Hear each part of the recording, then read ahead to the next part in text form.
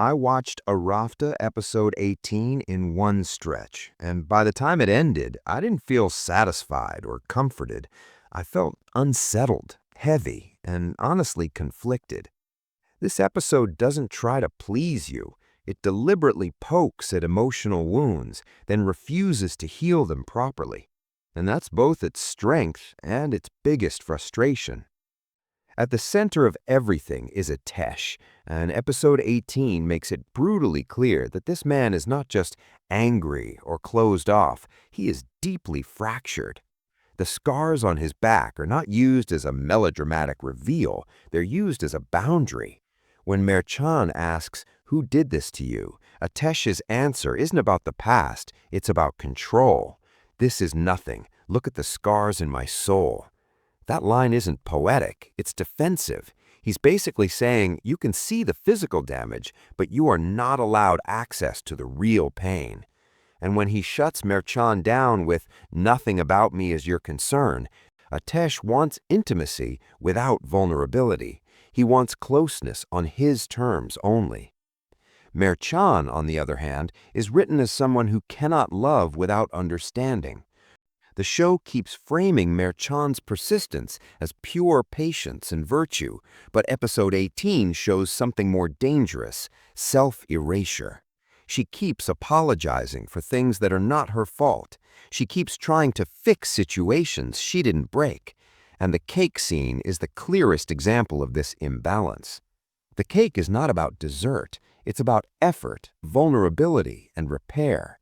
Mercan bakes something with her own hands, encouraged by Aunt Gulu's old-world wisdom. Love softens hearts, food heals wounds, patience breaks walls. But when Atesh throws the cake away in front of everyone, that moment crosses a line. This is not trauma anymore, this is humiliation. And what bothers me is that the episode doesn't fully hold Atesh accountable for it. Yes, Uncle Dormush gently corrects him later. Yes, Atesh feels regret internally, but regret without repair is meaningless. The dialogue where Mercan confronts him afterwards is one of the strongest scenes in the episode. "You don't have the right to humiliate me in front of everyone."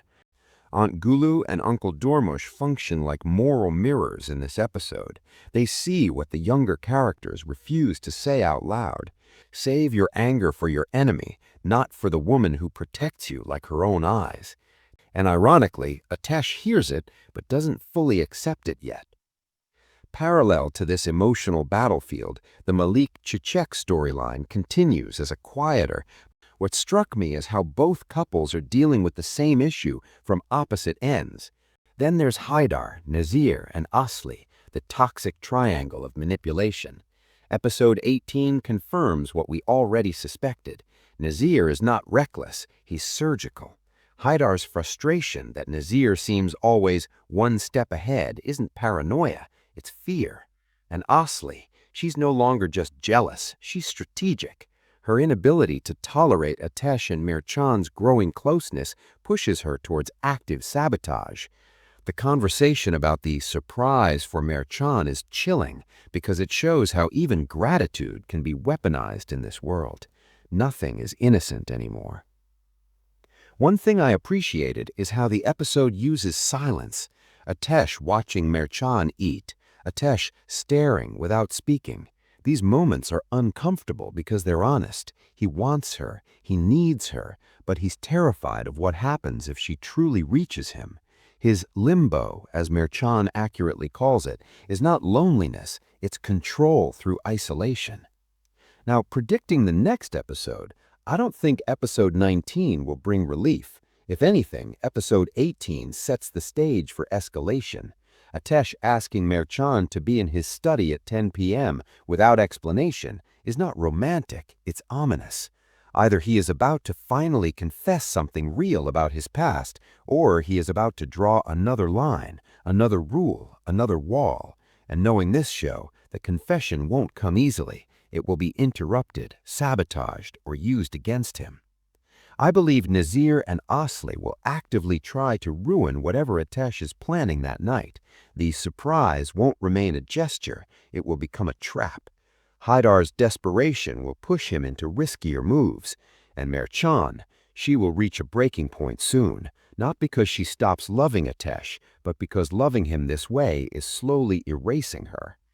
If Atesh doesn't choose vulnerability soon, real vulnerability, not controlled admissions, he will lose Mercan emotionally, even if she stays physically, and that would be the most tragic outcome of all.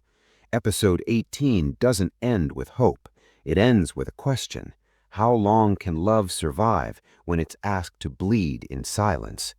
And honestly, that question stayed with me long after the episode ended.